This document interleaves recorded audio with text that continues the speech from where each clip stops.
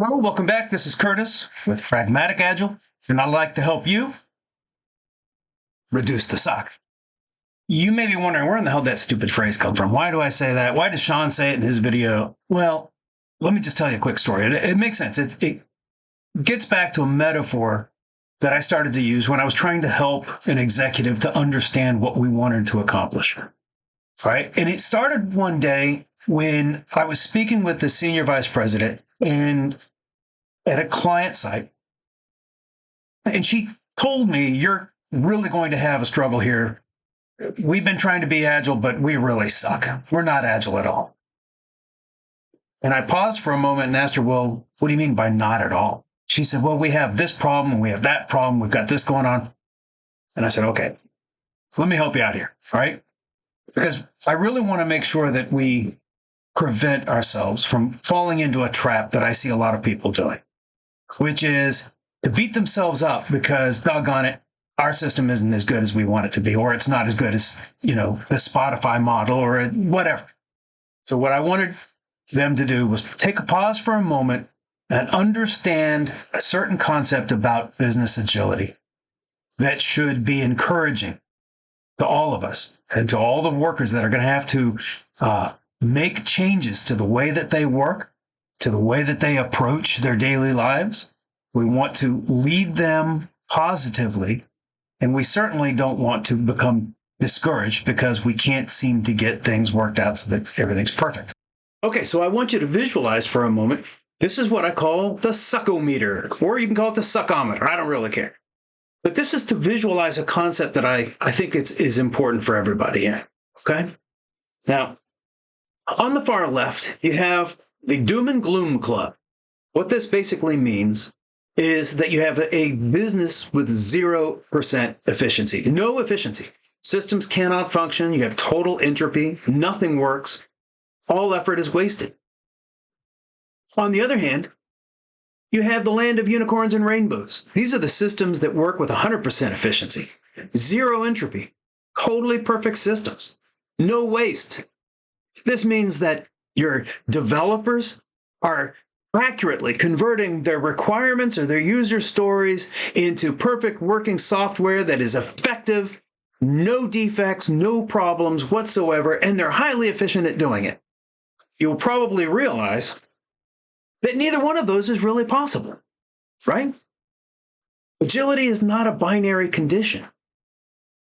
It's more of a spectrum or a continuum. It's not a situation in which you can say, "You're not agile," right? If you write user stories like this, "You're not agile." Have you heard that before? You probably have. And if you're on LinkedIn, you'll see a lot of these coaches who will say that.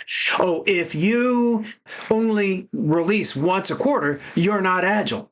Well, you're not very agile, but there's a lot of this language that you see bantered about, and it gives people this sense that we really suck. We are not agile, as opposed to thinking of we're on an agile journey, and our job as agilists is to relentlessly and iteratively reduce wasteful disorder, okay? To help to improve the processes. We can imagine a business that has total entropy, complete disorganization, no effective processes, nothing works.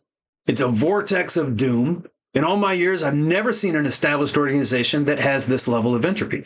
Any business this bad would have disintegrated long ago. Yes, that sucks, but it's also fairly unlikely. On the other hand, we may also envision a perfectly agile organization. This is very much like the impossible perpetual motion machine. You've seen those, the little balls that go bouncy, bouncy, bouncy back and forth. And the idea is that if there was zero entropy, it would do that forever. But because that's impossible, it won't happen. All businesses have friction, constraints, conflicts, not to mention some kind of rules and governance that constrict and suck some of the potential energy out of the company. So while we can imagine perfect agility, and some people sell themselves as agile coaches that help you to achieve perfect agility, the fact of the matter is that's a lie. Can't happen. Never happens. And so we're a little bit like Moses leading his people to the land of milk and honey, knowing we'll never get there. So most of the organizations are somewhere on that 10 to 2 o'clock dial. If you're over at the 10 o'clock, your systems, your processes, they suck. They suck. And they're taking a lot of your potential out.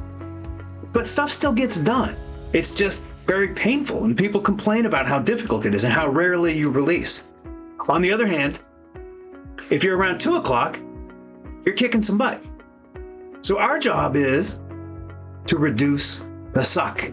Slowly and iteratively eliminate constraints, eliminate some of the waste, eliminate some of the conflict, and we will build a system that moves over to the right. Slowly, if we reduce the suck, we will move the needle over to that 2 o'clock, 2:30 area and become a highly efficient system. That's it. That's your job. Help to reduce the suck. Now, for those of you who are interested, if you like to purchase some merch, we're going to have that out in the lobby. Some Reduce the Suck t-shirts, hats, and stickers for sale in the lobby. I'm just joking. In the meantime, those of the rest of us are going to work on moving that needle. And just be careful, guys. Don't kill yourself trying to get to perfection. Don't make your client or your employer feel bad about the fact they're not perfect. And stop saying, that's not agile. This isn't agile. It's somewhere on that agile wheel, right? On that continuum. And we're slowly trying to move it over to that land of unicorns, 2 o'clock to 3 o'clock area. I hope that helps. Now you understand where it came from. Remember to like and subscribe. All right. If you have any questions, put it down in the comments. See you guys later. Goodbye.